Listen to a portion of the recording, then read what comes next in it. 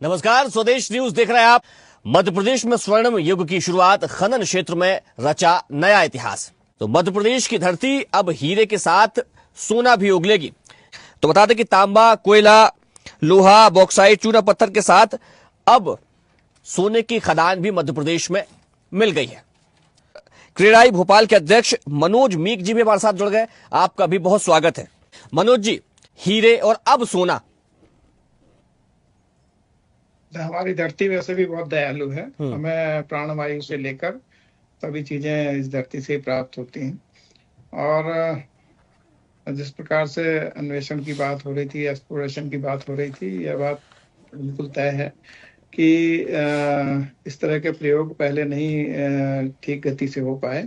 उसके कई कारण हो सकते हैं।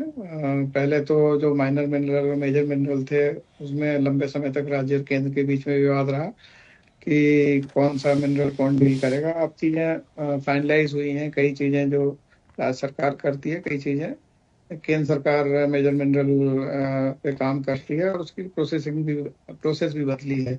अब वो ऑनलाइन प्रक्रिया कर दी गई है, जिससे पारदर्शिता भी बढ़ी है। बड़े प्लेयर्स हमारे यहाँ आ रहे हैं और ये सोने का मिलना हमारे राज्य में, हमें स्वर्णिम मध्य प्रदेश की जो हमारी कल्पना थी, हमारे पूर्व मुख्यमंत्री की या अभी के मुख्यमंत्री की, उनके विजन को साकार करता है।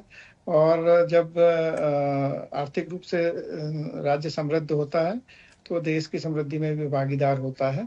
अभी पिछले दिनों ही रेयर मिनरल मिलने की भी बात सामने आई थी। रेयर मिनरल दरअसल आज का सोना है और वो आज के इस अत्याधुनिक युग में, जबकि हम एआई और क्वांटम कंप्यूटिंग की तरफ हैं, जो चिप में इस्तेमाल होता है रेयर अर्थ, वो वाकई रेयर, इसके लिए उसका नाम ही रेयर है। तो उसकी बहुत मांग है और उसके कारण मुझे लगता है कि हमारे राज्य को सोने से भी अधिक आर्थिक लाभ मिलता हुआ दिखेगा। इस पर लगातार अनुसंधान और एक्सप्लोरेशन होते रहना चाहिए। हमारे राज्य की धरती में अन्य प्रकार के मेटल और जवाहरात निश्चित रूप से मिल सकते हैं, क्योंकि हीरा हमारे लंबे समय से मिलता है। तांबे में हम देश के अग्रणी राज्यों में हैं।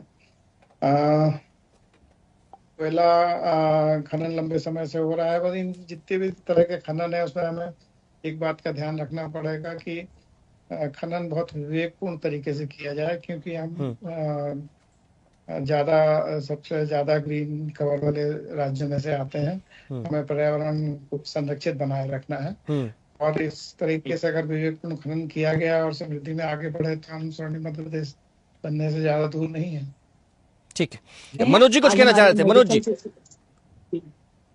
वंदा बहन बिल्कुल ठीक कह रही हैं। हम, हमारा राज्य और हमारी राजधानी ब्रांडिंग, जो सकारात्मक ब्रांडिंग हम नहीं कर पाए अपने बड़े शहरों की और अपने राज्य की, वो सबसे बड़ा मुद्दा है। मुझे लगता है कि हमें राज्य की और अपने शहरों की खूबियों को आगे रखना पड़ेगा। दुर्भाग्यवश हम देखते हैं कि हमारी राजधानी अभी भी जो 84 का इंडस्ट्रियल डिजास्टर है, उसी जो खामी है, उसी से का दाग लगा हुआ है। हम अपनी खूबियां जब तक आगे नहीं रखेंगे, हमें ग्लोबल रिकॉग्निशन मिलने में परेशानी होगी। हमने इस बारे में कोशिश की पिछले 1 साल से। किसी भी राज्य का चेहरा राजधानी होती है, हमें यहीं से चालू करना चाहिए। हम 30,000 साल से ये रहने लायक जगह है। हम जानते हैं भीमबेटका से लेके श्यामला हिल्स तक यहाँ भित्ति चित्र मिलते हैं। तो ये इतनी पुरानी हैबिटेबल जगह है, कितनी बड़ी यूएसपी है, हम इसको क्यों नहीं आगे करते हैं। 1000 साल पहले राजा भोज ने इस शहर को बसाया था, जो कि चौक के एरिया में आज भी जूम करके देखा जा सकता है। इतने 1000 साल पुराना कौन सा जीवित शहर है आज? हम इतनी बड़ी ब्रांडिंग को क्यों चूक गए इस तरीके से। और हमारा राज्य जो केंद्र में है, 500 किलोमीटर के दायरे में सबसे बड़ा लैंडलॉक एरिया हमारे पास है। 23 से ज्यादा मिलियन प्लस आबादी के शहर को हम 6 घंटे में कैटर कर सकते हैं। ये खूबी किसके पास है? ये एकमात्र राजधानी है जिस राजधानी के पास टाइगर रिजर्व भी है और नेशनल पार्क भी है। मतलब ये छोटी खूबियां नहीं है। तीन यूनेस्को साइट है, सांची है, भीमबेटका है, भुजेश्वर मंदिर इसी साल हो जाना है। ये बहुत ही शानदार खूबियां हैं। हमें इन खूबियों को आगे बढ़ा के जो भी खामियों के दाग लगे उनको हटाना पड़ेगा, तभी हम आगे बढ़ने की दिशा में अग्रसर होते हुए दिखेंगे। मनोज मीक जी, आपका भी बहुत धन्यवाद। तो मध्य प्रदेश की धरती अब सोना उगलेगी।